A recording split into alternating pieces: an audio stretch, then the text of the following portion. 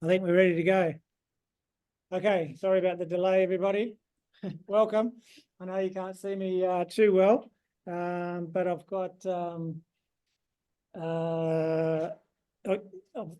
we had to turn off the lights in order to see the screen properly. Is everyone able to see that screen okay? Yeah. All right, so thanks for coming. So we want to just talk about hip and knee osteoarthritis. We're going to go through a little bit on the anatomy of the knee and the hip so we can understand what we're talking about. Then we just want to work out what arthritis is. Then we work out how to diagnose arthritis, then what treatments are available, and then what actually is effective and what's been proven to be the most effective way of treating things. So we'll go through this as quickly as we can, and then where's my, how do I go on to the next slide? And then we will have some questions, and then we want to just do a bit of practical stuff. All right, so just to start off, just if you look at the knee, there's a couple of things that are really important with the knee. So obviously it's a tri-compartmental joint, which means that it's got three compartments. It's got a medial compartment, it's got a lateral compartment, and it's got a patellofemoral compartment. So some people have problems with one compartment, some people with two compartments, some people with three compartments. So you can have unicompartmental arthritis, you can have tri-compartmental arthritis, but there's three distinct compartments. So that's one compartment there, one compartment there, and then one underneath the kneecap. All right. So on the surface of all the bones is articular cartilage, which is the blue part, and it's basically just a covering of cartilage that allows the bones to sort of move smoothly on each other. So articular cartilage, that's the thing to remember. You've also in your knee, you've got a medial and lateral meniscus, which are the discs that are sort of sitting there. You can see the medial meniscus there and the lateral meniscus, and there's these specialized extra bits of cartilage that your knee's got. Then you've got your cruciate ligaments, which you might have heard of, which are the ligaments in between in the middle. And then around all that, you've got a synovial membrane, and then you've got a joint capsule. And the synovial membrane basically produces and recycles the synovial fluid, which is the fluid that's inside the joint that basically supplies the nutrition to the articular cartilage and gets rid of the waste. All right, so there's a constant flow of synovial fluid in and out through the synovial membrane. So anything you think you're going to inject into your knee or your hip is going to get recycled out of the knee fairly quickly.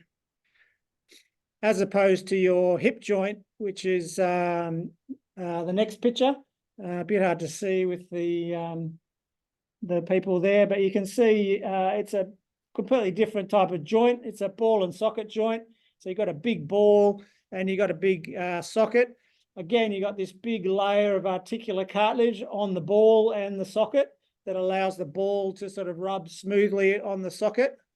And around the socket, you've got this extra rim of cartilage called the labrum. We talked about the meniscus in your knee, which is a specialized structure. There's another specialized structure in your hip called the labrum. And that labrum is like an extra ring of cartilage to make the socket a little bit deeper. Everybody gets pretty excited about labral tears in their hip. And then the same thing, you've got the synovial membrane, synovial fluid, and then a big joint capsule around the outside of that. All right, so there's the anatomy. So I guess the next question we want to ask is, what is osteoarthritis?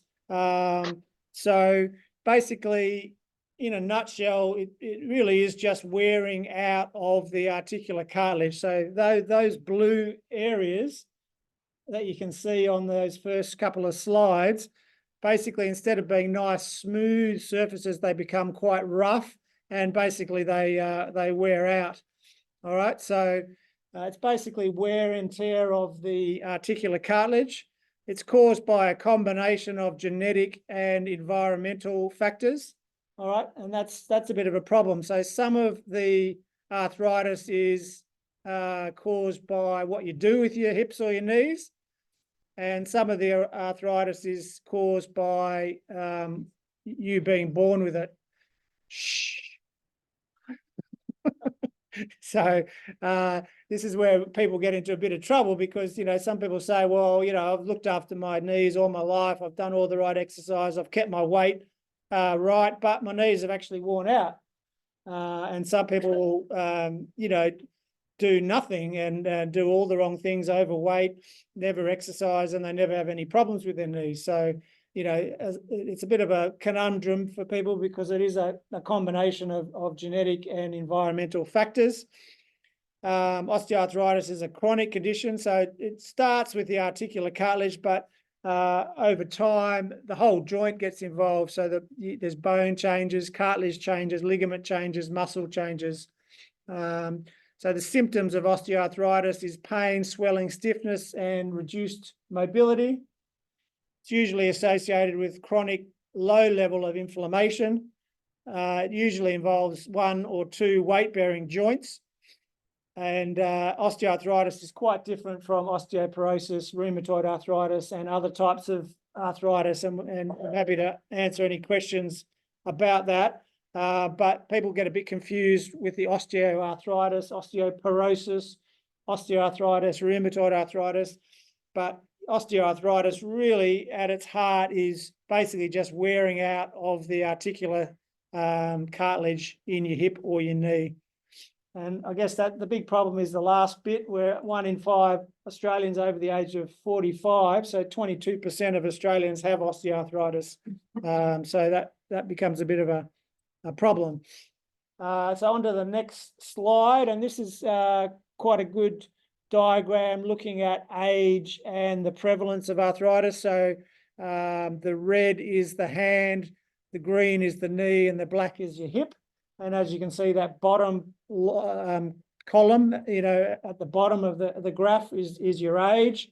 And so basically, in your 30s, not very many people have osteoarthritis.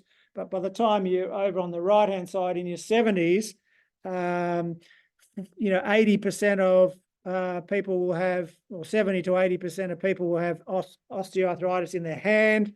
About half will have osteoarthritis in your knee, and almost 10% will have osteoarthritis in your hip. So you can see that the hand is the number 1, then the knee, then the hip, but the numbers definitely increase in your 50s, 60s, 70s for hip, knee, and hand. So I don't know how that sounds. What's that? Depressing. No, that's just hands, knees, and hips. Elbows are not on there. But hand, hips, and knees are the 3 highest. So elbows would be less than hip. So it'd be, if you were like 60, it'd be like, that's like 7% for the hip. So it'd be less than that. All right. So how do you work out if you do have osteoarthritis? And I guess this is one of the areas where there's been quite a shift in the thinking of osteoarthritis over the last 20 years or so.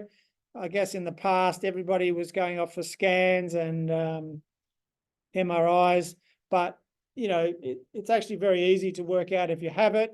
And you basically just need to look at some of the issues like the risk factors, pain and symptoms, and do a good clinical examination. So that middle column there, the middle statement there is probably the key in italics. If somebody's over the age of 45, a typical knee osteoarthritis diagnosis can be made without requiring further investigations if a person is aged 45 years or older, has activity-related joint pain, has morning stiffness that lasts less than 30 minutes, has crepitus on active movements, which is basically cracking or crunching of the joint, and has bony enlargements with no detectable warmth. So I don't know if anybody in this room would tick all those boxes. Over the age of 45, activity-related hip or knee pain, morning stiffness for less than 30 minutes, has crepitus on movement, so you feel like your knee's cracking a bit, bony enlargements, and no detectable warmth. If you've got that, you can basically say, yes, I've got arthritis of my knee or my hip. So, you know, you need to go through a bit of, at the top of that slide, the background risk, which is what we looked at before, the population prevalence, person's individual risk factors, so age, gender, BMI, which is body mass index, which is basically just a guide for your healthy weight range, and your occupation. Then you look at the symptoms, which is the pain, the stiffness, that sort of thing. And then if you do a good examination, you can basically tick the box. It's not that hard to come up with a diagnosis. And then at the bottom of my that slide, as I said, you know, you don't normally need to have an X-ray. You don't normally need to have a blood test. You don't normally need to have an MRI. But, you know, I think, you know, we're very lucky, you know, in where we live that's all readily available, and the radiologists are very happy about all the amount of scans that everybody's having. But you really don't need a scan to work out if you've got arthritis, and there's quite a push away from scans because they don't really help, and in a lot of ways scans actually create more uncertainty and more questions than answers. So people have a scan and they see, you know, a torn meniscus, they see a torn labrum, and they panic, oh, I need to have surgery, and that's the only way that it's going to be fixed. So it doesn't actually necessarily help people to move forward to actually find a solution. It's not a hard diagnosis. But again, if you do have some of those other signs, like your knee or your hip is warm, the stiffness lasts for a long time, you have multiple joints involved, then of course you do need more investigations, and that's absolutely warranted. But for a simple diagnosis of osteoarthritis, you can make that without any scans at all. You said no hip or warmth. I don't understand what that means. Like, yeah, so if you actually hold your knee or your hip, it actually feels warmer than the other side. So, you know, there might be some sort of inflammatory process going on, which is, that's quite obvious. yeah. So like, yeah, your knee feels hot, red, swollen, you know, that might fall outside the diagnosis of osteoarthritis. I know I said that X-rays are not usually recommended, but that's just an example of an X-ray of somebody's knee. And I think you can sort of clearly see on one side of the knee, there's sort of no space between the bones, and on the other side of the knee, there's a big space. And so obviously X-rays show bones, they don't show cartilage, but you can presume that on the one side, there's quite a lot of cartilage. That's what's keeping the bones apart. And on the other side, there's not much cartilage. So you'd say that inside of the knee, on the side towards me, is basically where the arthritis is. You know, so that is a medial compartmental osteoarthritis, and that's a pretty classical X-ray of someone with arthritis. This slide is a good one. You don't need to look at it in too much detail, but just to say that osteoarthritis is commonly prevalent with other chronic conditions. So the darker blue is people with osteoarthritis, and the lighter green is people without osteoarthritis. So you can see the first column, almost 40% of people with osteoarthritis have back problems, but only 20% of people that don't have osteoarthritis have back problems. The third column is osteoporosis. So almost 20% of people with osteoarthritis also have osteoporosis, but only 5% of people without osteoarthritis have osteoporosis. So basically there's a lot of, they call them comorbidities. So people with osteoarthritis also, you know, seem to have other health conditions like osteoporosis, heart problems, asthma, diabetes, that sort of thing. So, you know, it's hard to tease out which problem you're going to tackle first, which is, you know, common with a lot of people. All right, so what are we going to do to try and help? And this pyramid comes from GLAD, which is, the program that we run here called Good Living. Well, basically it's a program that originally came out of Denmark. It stands for Good Living with Arthritis in Denmark. And it's now all around the world, and it's been in Australia for about 10 years. And so basically it's a pyramid of what people should do based on all the evidence that's been sort of pulled together from around the world. So the bottom, the green, is what everybody should do as their first line of treatment. The middle one, which is orange, which is what some people should do if they've had a really red hot crack of the first line. And then the top one is surgery, which is the few, which should only be sort of tackled when people have had a really good go of the first and second line of treatment. So let's just sort of unpack that a little bit. So in Australia, probably one of the best sources of information is the Royal Australian College of GP guidelines for the management of hip and knee arthritis, and that's basically a group of health professionals, mainly doctors, have pulled together all the best research and come up with the guidelines.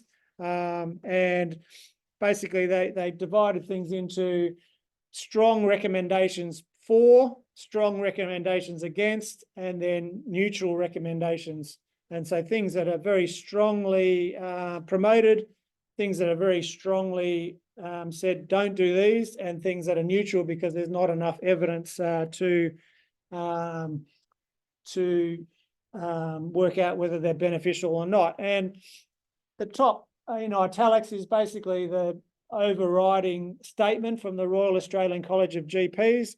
We strongly recommend offering land-based exercise and weight management for all people with knee and hip osteoarthritis to improve pain and function, regardless of their age, structural disease, severity, functional status, or pain levels.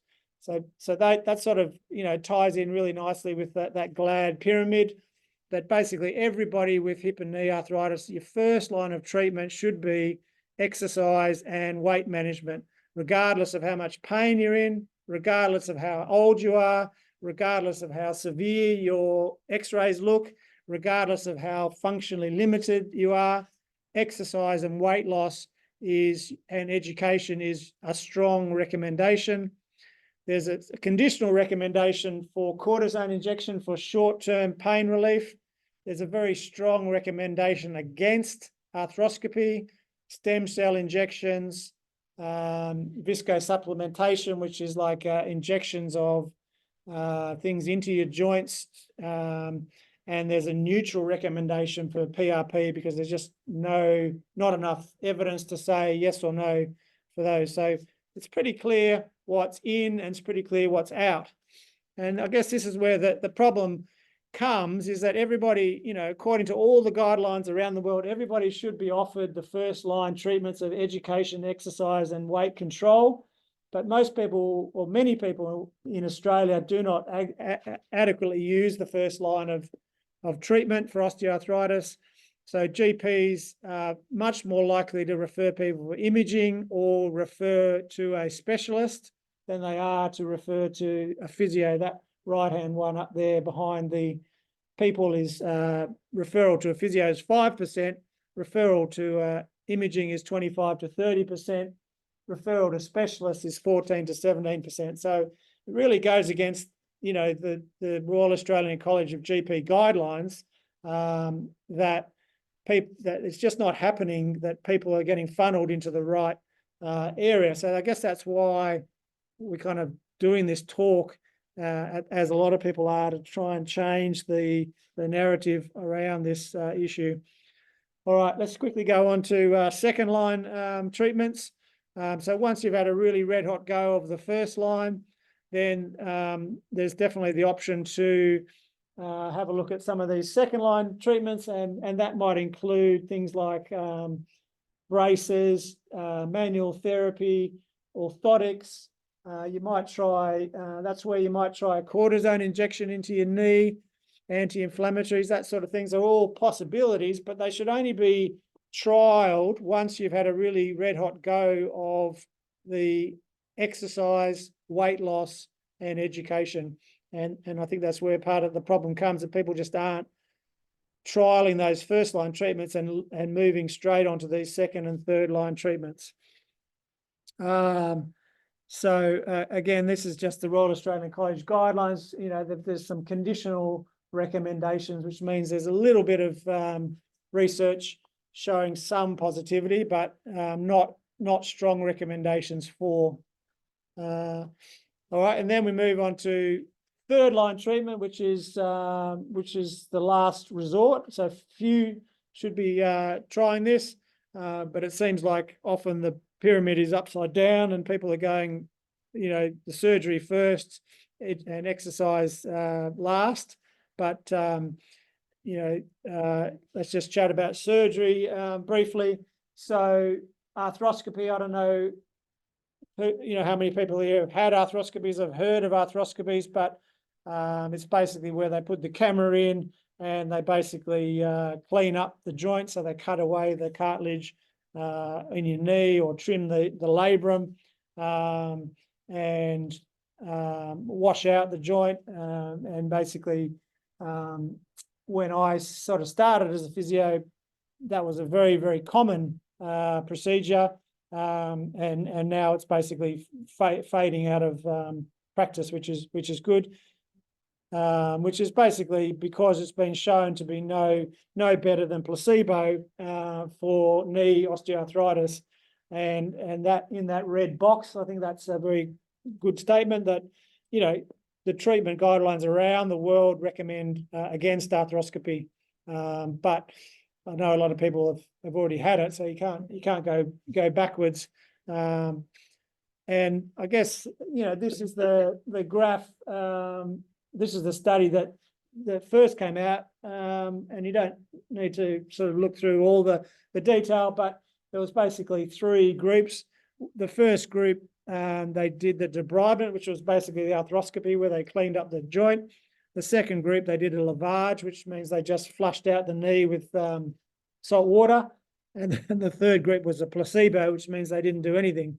They put the probes in and then pulled them back out again. And you can see all three groups had a very similar pattern. And at the end of 2 years, which is on the far right-hand side, they all ended up at exactly the same point. And so that study was kind of a groundbreaking study, came out in 2002 or 2003. And so this is then a graph of the number of arthroscopies that were then done in Australia. And you can see 2002, 2003 is kind of at the middle of the graph. And after that, there was a massive spike in the number of arthroscopies. It probably took about another 10 years before the numbers started to come down. And that's fairly common that, you know, it takes time for kind of research to turn into practice. But, you know, the numbers are now really dropping off, you know, certainly in the last few years. It's sort of becoming uncommon for people to have arthroscopies of your knee. So that's arthroscopies. And then I guess the other big surgical procedure is joint replacement. And so basically that's just changing over your hip or your knee, sort of cutting off the ball and putting a new ball and socket in there, or cutting the bottom of your femur and the top of your tibia and putting a new one in. And again, yeah. And you know, that is definitely a recommended treatment for severe stages of arthritis when first line treatment and second line treatments have not been sufficient. So both hip and knee replacements, or particularly hip replacements, are very, very good operations if you're at that point where you need them. And so, you know, total hip replacement has about a 95% report of positive outcomes. So that's pretty high. And the recovery tends to take about 3 months. And total knee replacement has about 85% positive outcomes, and recovery takes 6 to 12 months. So you can see definitely that hips are a lot better than knees, and it probably goes to the heart of the structure of the joint. As we saw at the start, the hips are very nice, simple ball and socket, fits very snugly in together, and the knee is a much more complicated tri-compartmental joint with lots of ligaments and much more complicated. And so I think the numbers are still fairly high for knee replacement. So 80% is good, which means that 4 out of 5 people are happy, but it still means 1 out of 5 are either no better or worse. So I wouldn't want any of you to be in that category. So I definitely encourage people to exhaust your first and second line treatments before you jump into the third option, which is surgery. And I think sometimes people jump in too quickly, and some people are very happy and feel like they should have done it earlier, but some people are not happy and wish they had have waited. And of course you can't go backwards on, once you've had it. So if you're at that point where you're ready for it, absolutely go for it. And I'm much more comfortable with people jumping in and having hip replacements because the success rate is high. But if you can do things to slow down the need for it or prevent it, I would definitely encourage you to do that. And again, this is the Royal Australian College of GP guidelines for hip and knee, basically saying the same thing. Consider joint replacement when conservative options have failed, and only refer for arthroscopies or do not refer for arthroscopic procedures unless the patient has true mechanical locking, which basically means you physically can't move your joint. So it gets stuck, like a piece of meniscus gets stuck and your knee gets locked. And so there are definitely cases where that's the only way of unlocking it is by going in and cutting out that bit of meniscus, but that's very rare. So, those guidelines are pretty clear. Here's another nice graph that goes to the idea of why you might wait. So this is like when people would have a revision of their total knee replacement by age, and the top line is people under the age of, the green one is people under the age of 55, and the red one is people over the age of 55. So you can see the revision rates for total knee replacement are much higher if you have it when you're younger. And so if you're under 55, there's about 10% will have to have it replaced again within 9 years, but only about 2% of people if you're over the age of 75. So the idea of leaving it a bit longer has some merit. Because of yeah, that's right. Maybe. Yeah, I don't know if they took the number of people that were no longer with us into account, but I presume they would have accounted for that. But I think the reality is that joint replacements is like a set of car tires. The faster and harder you drive your car, the quicker it'll wear out. So if you're under 55, you're still probably trying to, lead a pretty active life and do, lots of exercise and move around a lot more. Whereas maybe if you're over 75, you might be moving around a bit less. And so the replacement will last a lot longer. So I think people sometimes get mixed messages that, they might be able to do things that they couldn't do before when they have a joint replacement as well. Like, I want to try and get back to tennis or get back to running, but, joint replacement is a procedure for pain.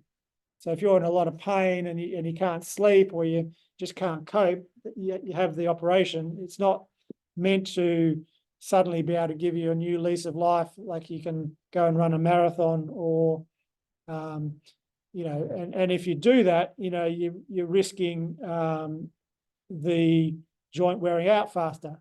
And so then you're going to be back having to have a revision. And again, it is possible to revise them and do it again, but again, the results aren't, the timeframes are less for a revision than for the original.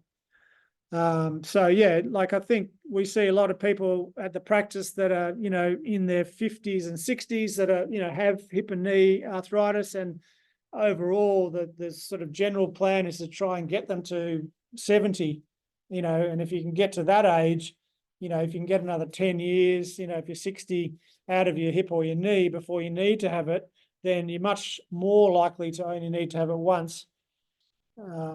If you can say it like this, one joint replacement might see you out, if you can put it like that, and that's true. So, that 50 to 60-year-old with a sore hip or knee are kind of the ideal people that we, feel like we can really make a difference with in those first and second line treatment options. All right, very good. I've only got one more slide, and then we can turn the lights off and have a look at some exercises. But I guess the reality is we're saying that the evidence is pretty clear for education, exercise, and weight loss, but it doesn't seem to be happening. Well, I guess the question is why not?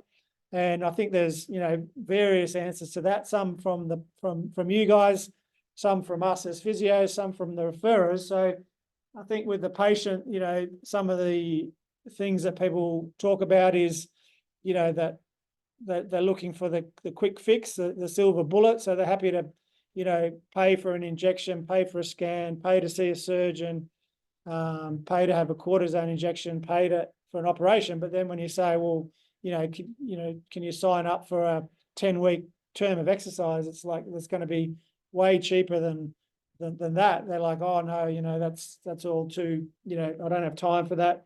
It's too difficult. My life's too busy. Despite the fact that's where the evidence lies. So, sometimes people are not willing to put work hard enough. They try some things and I don't see the results, so they just sort of fade away. But sometimes they have tried in the past and ended up just sort of flaring up the hip and the knees is very common from people that we see. So, that's very off-putting if you've tried and you end up, feeling like your knees just got sorer. That's a very strong disincentive to keep trying. There's some, problems from the physio. Sometimes the physios, taking the wrong approach. They're doing, might be doing manual therapy rather than exercise as their first line of treatment. So that's not the way to go. Sometimes, they push too hard too quickly. So, they end up sort of just aggravating the problem. And sometimes, they just don't work with the patient for long enough to get the load up to get the strength up to match the load. And basically that's all you need. You need your leg muscles to be strong enough to carry your body weight. So if your body weight's up here and your strength is down here, then your hip and your knee have got no chance. But as your weight comes down and your strength goes up, your knee or your hip will feel better. And then, as we said, sometimes the referrers are too quick to send people off for scans, injections, or surgery. And sometimes the referrers are also being put off sending people to the physio because they've had that same result. That patient comes back and I tried this exercise in the gym and my knee got worse. And then it's like, well, I'm not going to send you there again. So there's definitely barriers, but that's what we're trying to sort of point people in the right direction. All right, very good.